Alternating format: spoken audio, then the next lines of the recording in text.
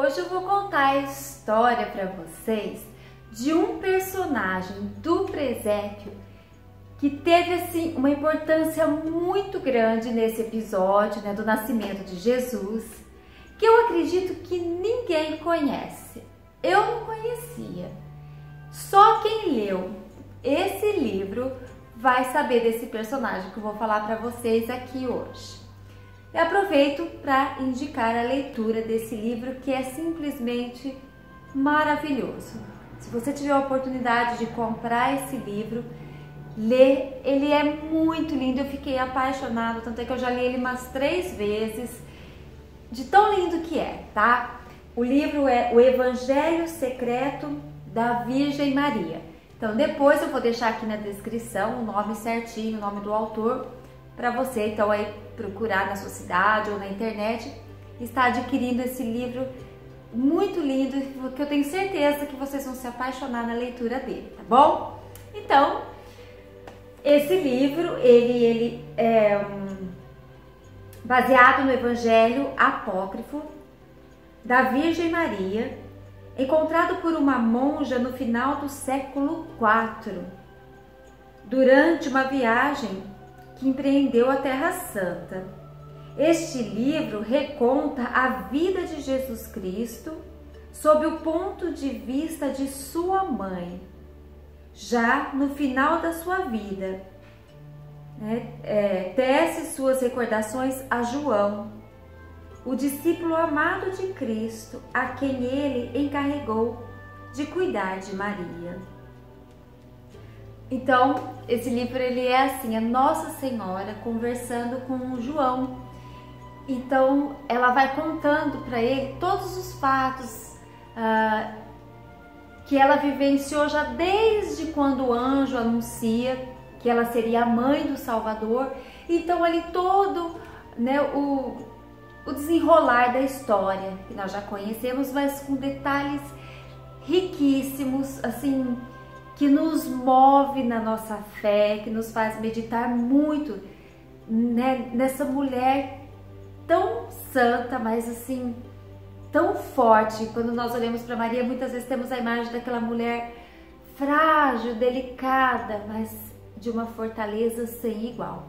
Então, é ela contando. Então, é uma leitura deliciosa, você não consegue parar de ler. Você quer saber o que vai acontecer no próximo episódio. É muito bom, tá? Leia que vai valer a pena. Então, percorrendo então o período do nascimento de Jesus, a gente já sabe que eles precisaram sair de Nazaré e ir até Belém, por causa de um decreto do imperador, que eles teriam que fazer a contagem, como um censo, das pessoas que eram da descendência de Davi. Então, São José teve que pegar Maria no finalzinho da sua gravidez e ir para Belém por causa desse decreto. E o imperador não perdoava, não queria nem saber se estava doente, se estava grávida, se ia ter nenê, se tinha acabado de nascer, tinha que se apresentar. Então, José, muito cuidadoso, muito carinhoso, conta aqui a história, e ela vai falando na primeira pessoa, conta ali que José, muito atencioso, muito prestativo, já ajeita o burrico que ele tinha na casa e coloca um cesto já com alguns mantimentos, todos, e preparando a melhor maneira de dar esse conforto para ela, que teria que viajar. Não era pouca viagem. Por uma mulher no final de gravidez, montada num burrinho, gente, não era brincadeira, Mas São José fez de tudo para que ela pudesse ficar o mais confortável possível. E ele então ia puxando o animalzinho pela rédea, caminhando a pé, levando então Maria no seu finalzinho de gestação até Belém. E aí, aquilo que a gente já sabe, chegou, não tinha lugar para eles se hospedarem, a cidade estava lotada por causa desse decreto, batiam de porta em porta, tudo aquilo que nós já conhecemos, tá? Aí, então Maria fala que não tinha mais onde se hospedar, embora José mostrasse ela, principalmente para as mulheres das casas, da situação, para elas se compadecerem, né, do estado.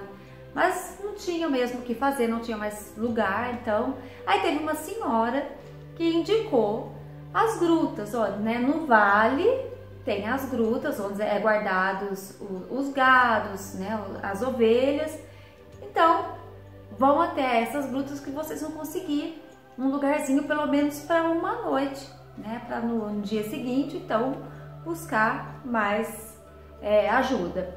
Então, foi o que eles fizeram, né? José, Maria e o burrico deles foram, então, até essas grutas. E aqui Maria conta, então, que São José, eles já param numa determinada gruta, que elas eram como labirintos, né? E elas eram muito assim, elas não eram largas, elas eram muito compridas, né? E ela, então, diz que eles já ficaram bem próximo, né, à porta, né, à abertura da gruta, porque era um lugar muito sujo, né? Então ela fala para João, né, que, João, se você pudesse ver aquele local, você ficaria horrorizado, porque era um abrigo de animais, então era muito sujo, cheio de excremento, um cheiro horrível. Então eles procuraram ficar o mais perto da abertura da gruta para poder conseguir respirar melhor. Era muito escuro, então naquele determinado momento que eles chegaram, ela tenta dar uma limpadinha naquele cantinho que eles iam ficar para tentar se acomodar. Colocaram as mantas ali e puseram o burrinho dentro da gruta para poder também ajudar a aquecer os dois, né? Porque era frio naquela época. E eles ali ela conta também toda a indignação de José, né? Como homem, se sentindo assim, o pior dos homens, de não conseguir um abrigo para o menino Jesus, o Filho de Deus. Então ela fala que ele questionava: que pai que eu sou? Não consigo nenhum local para o Filho de Deus, para o meu filho nascer, né? E aí ela vai falando o quanto ela vai acalmando, colocando para ele os desígnios de Deus que nós não entendemos, mas que se tudo estava acontecendo desta maneira era porque Deus estava cuidando e estava permitindo que aquilo acontecesse. Enfim, eles adormecem, então já logo no outro dia cedinho, então José já sai em busca de um lugar mais confortável para Maria, porque a preocupação era que nascesse naquele lugar, né, muito sujo, enfim. Então José sai logo cedinho em busca de outro lugar e Maria, então, ela fica ali na gruta, o burrico fica ali fora, né, pastando, e ela sente que ela vai ter que ficar ali, né, porque era muito movimento na cidade, era muita gente. Então ela pensou: se é isso que eu tenho, se é isso que Deus permitiu, né, que a gente tenha para o nascimento do seu filho, então eu vou tentar fazer da melhor maneira possível. Então ela fala que ali ela limpa, amplia melhor o espaço, então ela vai limpando, deixando um lugar mais confortável, para que quando José voltasse, encontrasse ali um lugar mais aconchegante, diferente de quando ele saiu em busca desse novo lugar. Então José realmente volta mais à tarde, todo entristecido, porque não conseguiu nada, mas ali Maria então já conforta o coração dele, falando que aquilo seria então a vontade de Deus e que ali estava mais acolhedor, que se Deus quisesse que o seu filho nascesse ali, então seria, né, o lugar, o aconchego que eles poderiam dar naquele momento. Ele trouxe então um pouquinho de comida para eles, um pouquinho de roupa que ele acabou comprando, pagou muito caro, porque havia toda a exploração, porque a cidade estava cheia de turistas, né? E aí ela fala assim: olha, estávamos então ali comendo um pão com azeite e queijo, quando chegou um camponês. Trazia consigo uma vaca e se surpreendeu de nos encontrar ali. Irritado, perguntou quem havia dado permissão, pois aquela gruta era sua e ali abrigava o seu gado. Entre outros, aquela vaca que acabava de ordenhar e que não pudera deixar na noite anterior porque não tivera tempo. Agora o animal deveria ocupar seu posto e nós teríamos que ir embora da gruta imediatamente. Eu pensei, até isso, Senhor, teremos que aceitar que uma vaca seja preferida ao teu enviado? Que o Salvador de Israel deva nascer no campo com frio e medo, para que um animal fique guarnecido? Então isso é Nossa Senhora falando, né, na oração dela para com Deus. Não temos casa e os animais ainda têm preferência sobre nós. Senhor, que nisto, como em tudo o mais, seja feita a tua vontade. Estamos em tuas mãos, meu filho inclusive, e não serei eu quem vai duvidar da tua providência amorosa. Assim segurei a mão de José, que estava discutindo com o camponês, argumentando sobre o meu estado de saúde. Pedi que se calasse e que saíssemos da gruta.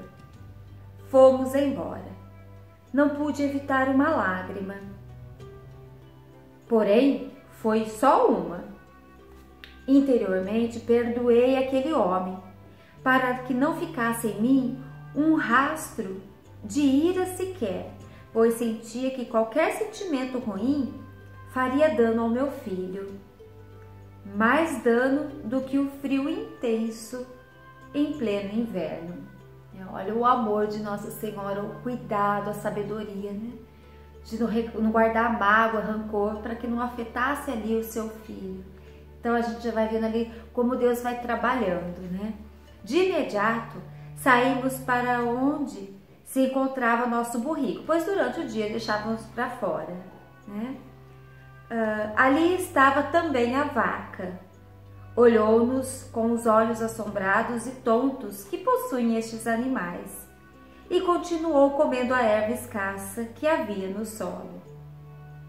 Eu já subia no burrico e nos dispunhamos a sair, quando apareceu o cidadão com uma das nossas mantas na mão. Estava mal-humorado, mais consigo mesmo do que conosco. Atirou-nos a manta sem dizer uma palavra e tocou a vaca para dentro da gruta. Olha que interessante, gente. Aí a gente vai vendo como Deus, Ele usa de meios, de pessoas, de animais para intervir, para que a sua vontade se faça. E às vezes a gente não entende.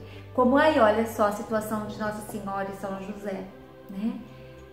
Vivendo uma situação, né, muito difícil e também, né, tinha que acreditar, tinha que ter fé em Deus, porque Deus não ficava falando com eles, né, a todo instante mostrando o que eles tinham que fazer. O anjo não ficava toda hora, ó Maria, agora você faz isso, ó José, agora você vai ali, não, agora vocês pegam isso. Não, era a fé que movia, né? Maria não entendia, não sabia o que estava acontecendo, mas ela acreditava na vontade e nos planos de Deus. Então olha que interessante aqui, ó.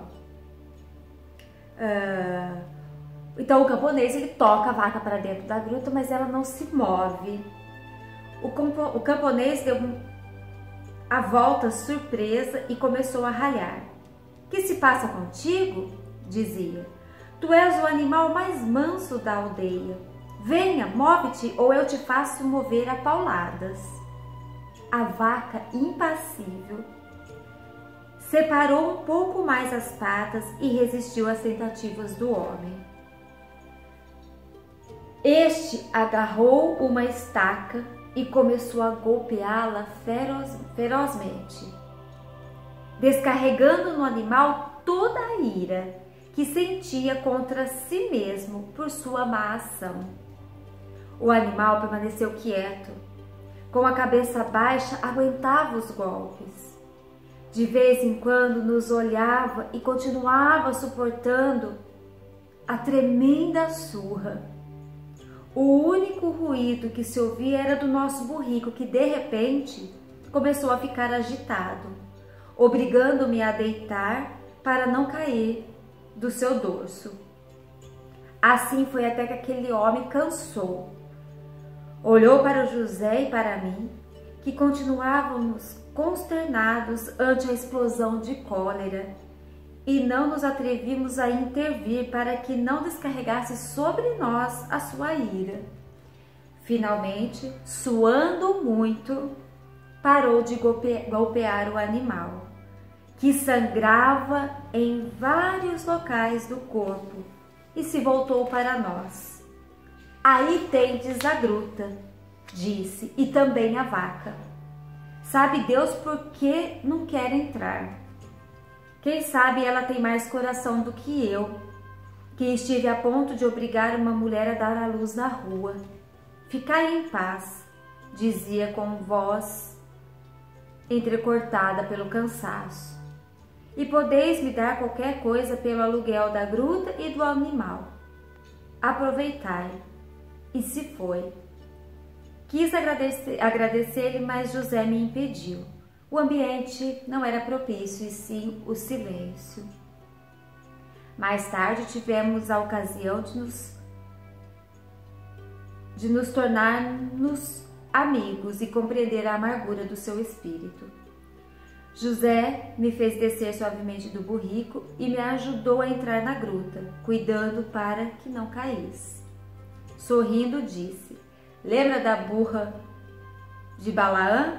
Neste caso, a vaca não falou, mas foi muito explícita na hora de defender os direitos do Messias. Teremos que cuidar dela. E aí então ela conta que eles se instalam então na gruta, cuida do animalzinho e até então o nascimento do menino Jesus. E quando eu li isso, eu fiquei assim encantada, apaixonada, né? Por esse animalzinho que segue firme nos presépios, né? O burrinho tá ali, mas ela é a estrelinha, né, desse vídeo, a vaquinha, né? Eu vejo, quando eu li, eu fiquei tão encantada. Eu falo assim, como Deus, né, no seu amor, usou desse animalzinho, né, que olhando para José e Maria, com certeza sabia que ali tinha o Salvador. A gente não sabe, né, os desígnios de Deus, como Ele trabalha, mas já vimos tantas situações, né, de, às vezes até mesmo animais, a natureza que intervém numa situação, dando aí muitas vezes o alívio, ou livra a pessoa de uma situação de perigo muito grande. Então, em tudo nós temos que ver os cuidados, os desígnios e as mãos de Deus nessa situação. Então, ali até José fala, né, que a vaca ali, então, ela fez, né, tudo que estava ao alcance dela pelo Messias que estava ali no ventre de Maria. Apanhou, levou uma surra, chegou a sangrar, mas foi forte, não arredou os pés, né, as patinhas, para que então o dono fosse embora e deixasse a gruta para o menino Jesus nascer. Eu fiquei encantada, eu achei muito lindo. E toda vez que eu monto o meu presépio, eu ponho a vaquinha com todo o amor, com todo o carinho, porque eu vejo assim, o burrico teve o seu papel, carregou Maria, né?